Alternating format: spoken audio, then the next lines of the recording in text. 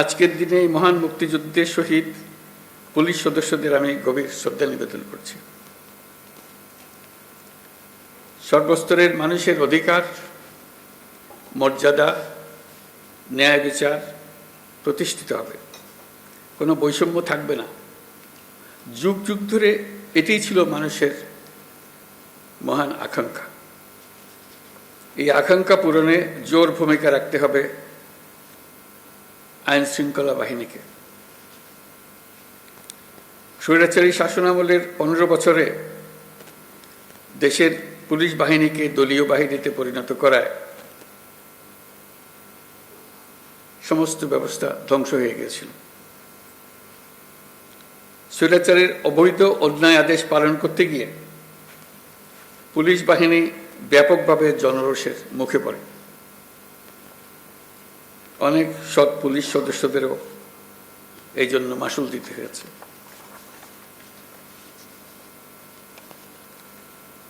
প্রিয় পুলিশ সদস্যগণ, গত আগস্টে অন্তর্বর্তী সরকার যখন দায়িত্ব গ্রহণ করে সে সময় এদেশের আইনশৃঙ্খলা বাহিনী ভঙ্গুর অবস্থায় ছিল। পুলিশের সঙ্গে জনগণের দূরত্ব সৃষ্টি হয়েছিল। সরকার পরিস্থিতির উন্নতির জন্য যা কিছু প্রয়োজন সব রকমের ব্যবস্থা নিয়েছে। সড়ক মহাসড়কে বিশৃঙ্খলা ও জনদুর্ভোগ নিরসন, বিশেষ অভিযান পরিচালনা, অংশীজনের সাথে পুলিশের আন্তঃযোগাযোগ জোরদার করা, পুলিশ সদস্যদের মনোবল বৃদ্ধিতে প্রয়োজনীয় প্রণোদনামূলক ব্যবস্থা নেওয়া হয়েছে। আপনাদের অক্লান্ত পরিশ্রমে শান্তিপূর্ণভাবে দুর্গাপূজা, বিশ্ব ইজতেমা, ঈদ উল ফিতর, বাংলা নববর্ষ সহ বিভিন্ন উৎসব অনুষ্ঠিত হয়েছে। দেশে যতগুলো অপরাধ হচ্ছে সবগুলো ঘটনায় তাৎক্ষণিক ব্যবস্থা নিতে আপনারা সর্বোচ্চ চেষ্টা করে যাচ্ছেন। পুলিশ ও অন্যান্য বাহিনীর সম্মিলিত প্রচেষ্টায় দেশের আইনশৃঙ্খলা পরিস্থিতি এখন অনেকটা নিয়ন্ত্রণে আনা সম্ভব হয়েছে।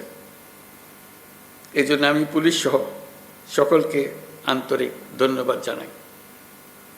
সবাই মিলে আপনি জোরে হাততালি দেন।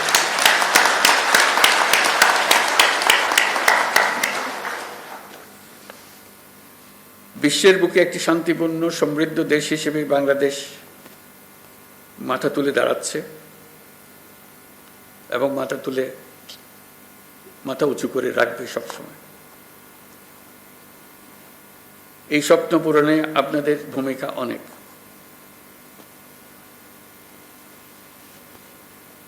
আপনারাই এই স্বপ্ন বাস্তবায়নের মূল শক্তি।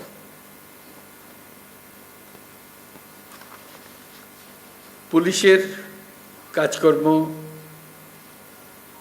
পুলিশের সঙ্গে মানুষের সম্পর্ক,